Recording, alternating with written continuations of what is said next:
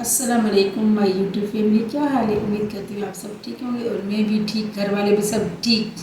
Mean के बच्चे इर्दा, मैं जुनैद, मुबीन, उस्मान, अल्हम्दुलिल्लाह सब ठीक हैं। और आप सबको जुम्मा मुबारक और हमें भी जुम्मा मुबारक। क्योंकि आज मैं सुबह उठी तो वही जैसे आजकल रूटीन क्या हो गई है कि पता नहीं, या तो रोज़ाना का डेली का रूटीन होगा, मुझे पता नहीं है।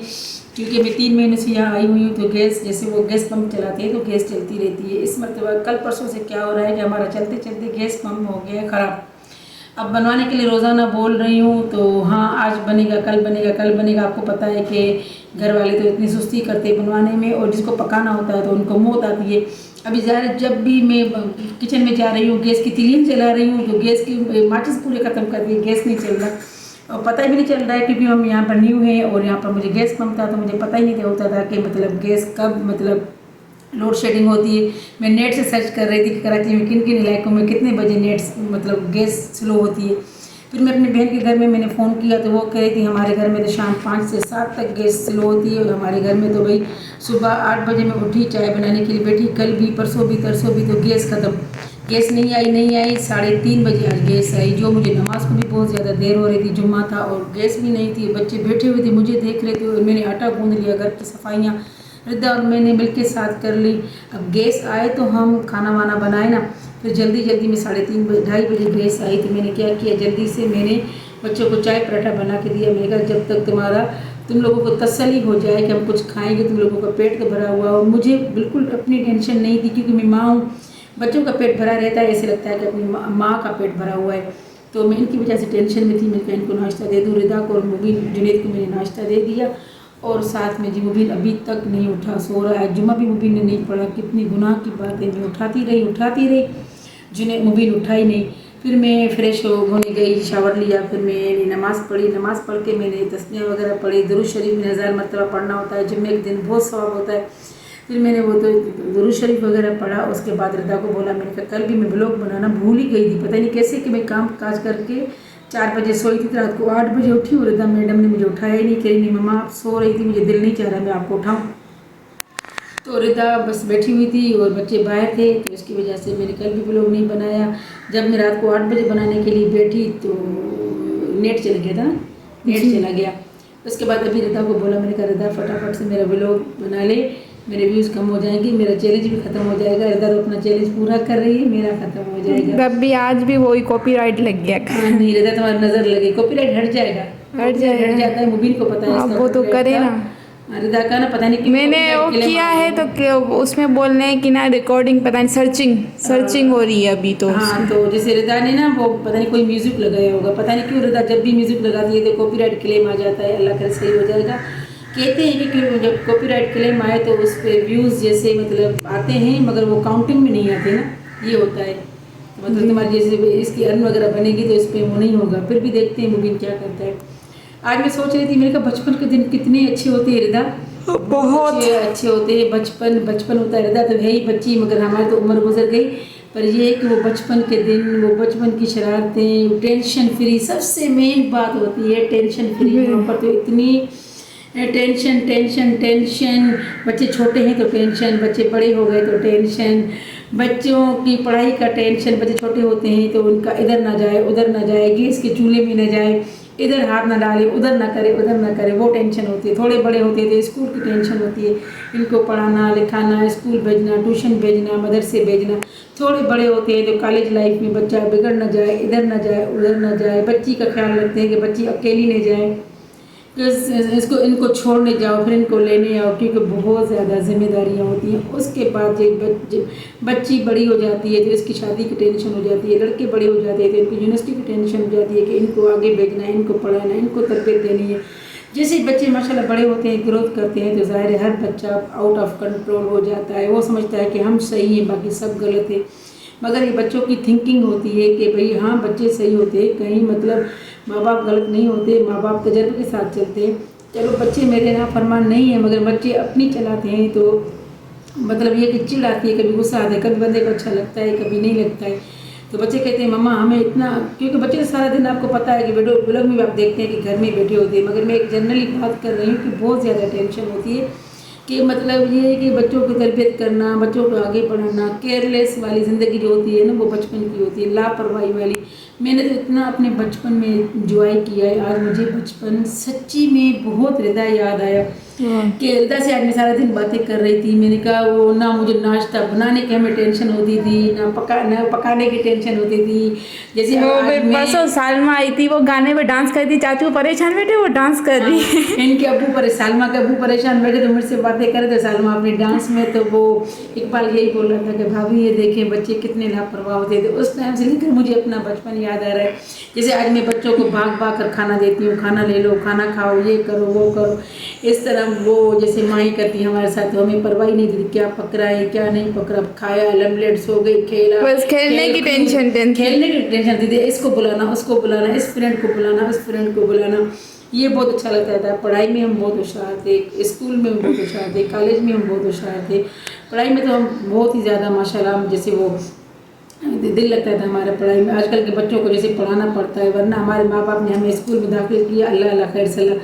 हाँ, ये ट्यूशन व्यूशन रखा, जैसे हम तो बच्चों को पढ़ाना, फिर उनका सुनना, फिर उनका रिवाइज़ करवाना। जब तक वो नहीं सुनाते तो हमें सेटिस्फेक्शन नहीं होती कि बच्चे ने याद किया है नहीं किया है। मेरी तो भाई उसूल था, मैंने तो फर्स्ट ये नर्सरी से लेकर और इंटर तक, या कोई बच्चों की कुछ इंटर तक, हाँ इंटरमीडिएट तक भी मैंने बच्चों का सुना है, बाकायदे सुना है। कि मुझे सेटिस्फेक्शन तब नहीं होती थी जब तक मैं बच्चों का नहीं सुनती थी कि तुम लोगों ने क्या याद किया है क्या नहीं किया है। फिर मुझे आसानी होती थी कि हाँ भाई इस बच्चे को याद है। फिर जो पेपर करके आए वो सुनना पूछना। तो हमारा बचपन तो बहुत ही अच्छा गुजरा। गुड़िया खेलना, गुड्डा गुड्डी की शादी करवाना, बाकायदा उसमें पकाना, खाने बनाना, सहेलियों को बुलाना, उनमें अब 1-1 रुपया जमा करके, वो कभी कोई चावल ला रहा है कोई आटा ला रहा है। इतनी हम वो नहीं करते थे कि जैसे बेअक्ल थे कि घर से आटा चावल ले लें, नहीं अपने पैसे जमा करते थे, वहाँ से आटा चावल लेकर आते थे, तेल लेकर आते थे, पकाते थे। वो सब वो दरख्तों से वो पत्ते तोड़कर, लकड़ियाँ तोड़कर उनकी हम बनाते थे, ऊपर चूल्हा जलाते थे। फिर हम चावल पता नहीं कैसे कैसे पकाते थे। कितनी हमारी फ्रेंड्स थी, क्योंकि हमारा बहुत ही बचपन अच्छा गुजरा। क्योंकि मेरे अबू इरिगेशन कॉलोनी में रहते थे, वहाँ पर सारी हमारी हम उम्र फ्रेंड्स थी, जो हम छोटे बच्चे बिल्कुल थे, 4th-5 क्लास में पढ़ते थे जब हम। उस टाइम की बात बता रही हूँ कि बहुत अच्छा हमारा बचपन गुजरा था। फिर हम स्कूल लाइफ में आ गए तो वो भी हमारी अच्छी लाइफ होती थी, और हम इतने सीधे साधे सिंपल होते थे। जब हम 6 में आ गए तो हमारी स्कूल की प्रे होती थी, प्रे के बाद चेकिंग होती थी कि हमें जोगर बूट पहनना, और ये स्कूल की यूनिफॉर्म प्रॉपर पहनना, और 2 चुटियाँ बांधना। चलो 6, 7, 8 तक तो यही था। जब हम बड़े हो गए, जब हम 9, 10 में आ गए, फर्स्ट ईयर सेकेंड ईयर में, फिर भी हम हृदय 2 चुटियाँ बांधते थे, और उसमें रबीन बांधते थे, और उसमें हमने कभी तेल लगाया हुआ। इतने हम सीधे साधे थे कि तुम लोग आज कैसे बन ठन के जाते हो कि ये पहन कर जाएँ, ये डिज़ाइन पहन कर जाएँ, ऐसा लट निकाल के जाएँ। हमें अलोई नहीं था, हमें पता ही नहीं होता था। हम इतने सीधे साधे, हमारे फोकस जो होता था सिर्फ और सिर्फ पढ़ाई पे होता था। तुम लोगों ने यहाँ से लट निकाली, यहाँ से लट निकाली, और स्कूल चले गए, कॉलेज चले गए। तो हम जो वो स्कूल का सीधा साधा बैग लेकर जाना, फिर वो जाहिर की बात है, जिस लट से जाते थे उसी लट से मैं मैडम मारती थी, ये क्या निकाल के आई हो, फैशन शो में आई हो। स्कूल में तो सीधा साधा बैग, सिंपल सा बैग लेकर जाना, पढ़ाई पे ज़्यादा फोकस था। जो भी अब मेरी क्लास फेलो सुनती होंगी, क्योंकि व्हाट्सएप पे माशाल्लाह हमारा बहुत सा ग्रुप है, जो हमारी बचपन से लेकर जो लड़कियां हैं, हमारी फ्रेंड्स हैं, अल्हम्दुलिल्लाह अभी तक हमारी दोस्ती चलती आ रही है। तो वो सुनती होगी कितना अच्छा दौर था, कितना प्यारा दौर था, जब हम पढ़ाई में मतलब मुकाबला करते थे। मतलब कोई लड़की हमारी फेल नहीं होती थी, किसी की सप्ली नहीं आती थी, कोई किसी को रोकता टोकता नहीं था। और सबसे मेन बात क्या थी, रहता तुम्हारे दौर में ये था कि बच्चियों को सलाम करना, लड़कियों को क्लासमेट को सलाम करना, ये करना था। ऐसे हमारा तो कभी था कभी नहीं था। हमारा तो प्रॉपर रेगुलर था कि जब हम क्लास में जाते थे ना, तो 76 या 78 लड़कियां हमारे क्लास में हुआ करती थी। तो हमारा क्या रूटीन हुआ करती थी कि रोज़ाना 1 बाय 1 जितनी भी लड़कियां होती थी ना, हम सब सलाम करते थे, हाथ मिलाते थे। पूरी क्लास को 4-5 रो इस तरह बनी होती थी, लंबी लंबी लाइनें होती थी। एक रो में मेरे ख्याल में 10-10 लाइन मतलब वो डेस्कें होती थी ना। तो सबको हाथ मिलाना सलाम करके फिर हम जाते थे कि मतलब अभी हम जा रहे हैं, मतलब कि क्लास में बैठते थे, सलाम दुआ करते थे। कभी हमारी लड़ाई नहीं हुई, कभी हमारा झगड़ा नहीं हुआ, और इतनी प्यार मोहब्बत से चलते थे, हंसी मजाक। मैं तो चुलबुली थी मैं तो बहुत मजाक मस्ती करती थी, सबके साथ करती थी। कमीज में बच्चियों के दुम बनाना, कागज फाड़ कर उसकी कमीज डाल देना तो दुम बनाना, या मजाक मस्ती करना। तो जो मेरी मतलब वो क्लासमेट थी वो यही बोलती थी, कभी कभार मैं छुट्टी करती थी तो वो ये बोलती थी कि फरजाना जिस दिन तुम क्लास में नहीं आती हो ना उस दिन हमारा पूरा दिन सूना सूना गुजरता है। क्योंकि काफ़ी जैसे मेरी जो अटैचमेंट थी लड़कियों से, जो खालदा थी, फरीदा थी, या इसके बाद मतलब हिफ्जा, फौजिया, आयशा, तो इनके साथ में बहुत ज़्यादा थी। सबसे थी काफ़ी लड़कियां हैं जिनके नाम नहीं आ रहे, जो मेरे ग्रुप की थी। अल्लाह जन्नत नसीब करे, मेरी क्लासमेट थी फेमिदा मेमन, उसका इंतकाल हो गया, डॉक्टर थी। तो वो भी कहती थी, मुझे मिस करती थी कि तुम नहीं आती हो तो मज़ा नहीं आता। क्योंकि मैं शुरू से ही शरारती, चुलबुली, लड़ाई वाली नहीं थी कि, मगर मैं हंसी मजाक वाली बहुत थी। जैसे मैं इस दौर में भी हंसी मजाक करती थी, अभी मेरी बेल लग गई, चुप हो गई अभी मुझे, तो मैं बहुत हंसी मजाक करती थी। तो आपकी सबसे सब दोस्त हैं आपकी बहुत बहुत अच्छी हैं, पर आप एक बहुत दोस्त अच्छी है। कौन सी? नजमा।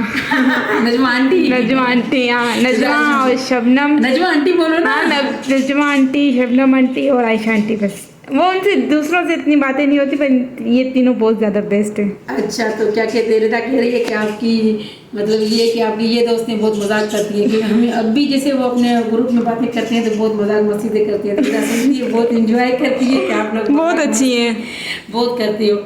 तो बहुत मज़ा करते थे, बहुत इंजॉय करते थे। अल्लाह का लाख लाख शुक्र है, क्लास फर्स्ट से लेकर इंटरमीडिएट तक हमें याद नहीं कि कभी हमारी मजाक में। हाँ, एक और भी है, मैम नुसरत।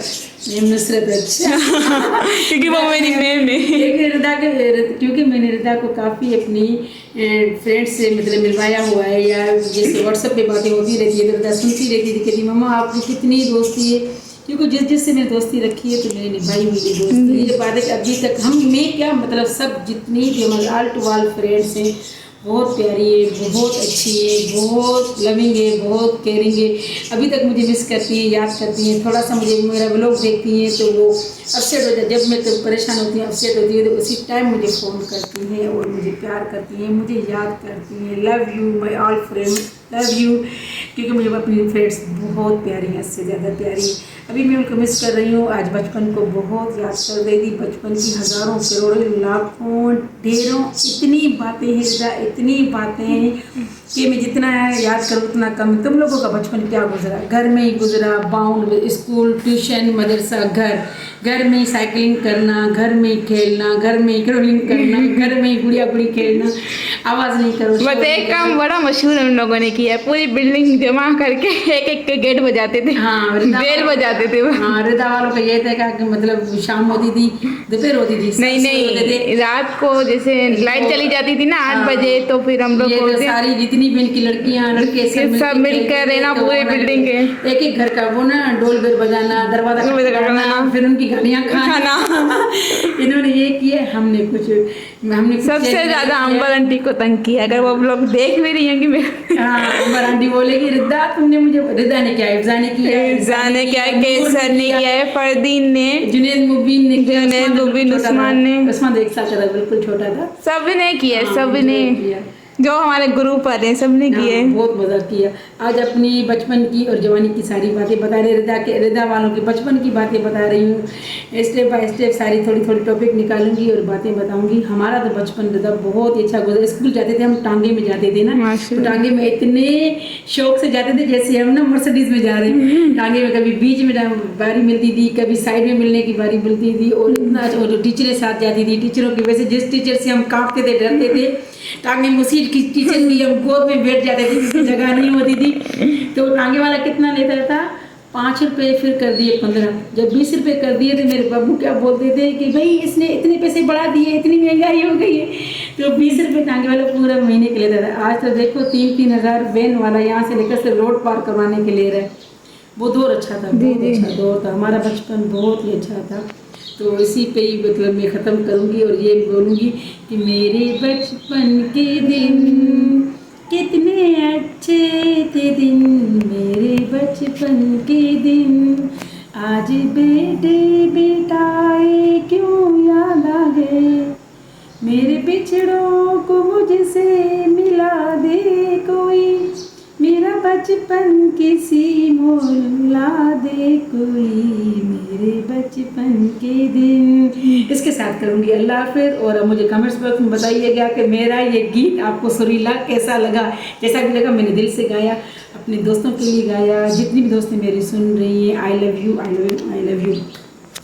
और जो मेरे चैनल को सब्सक्राइब करें, लाइक करें, शेयर करें, फॉलो करें। और ये like like like like like like इतने छोड़ते जाएं कि आज मैं हैरान हो जाऊँ कि मेरे लाइक इतनी आगे। मेरे व्यूज़ बढ़ाएं यार, खुदा के लिए अल्लाह का वास्ता मेरे व्यूज़ बढ़ाएं, मेरे वीडियो देखा करें, मुझे बहुत ज़रूरत है, बहुत ज़्यादा ज़रूरत है।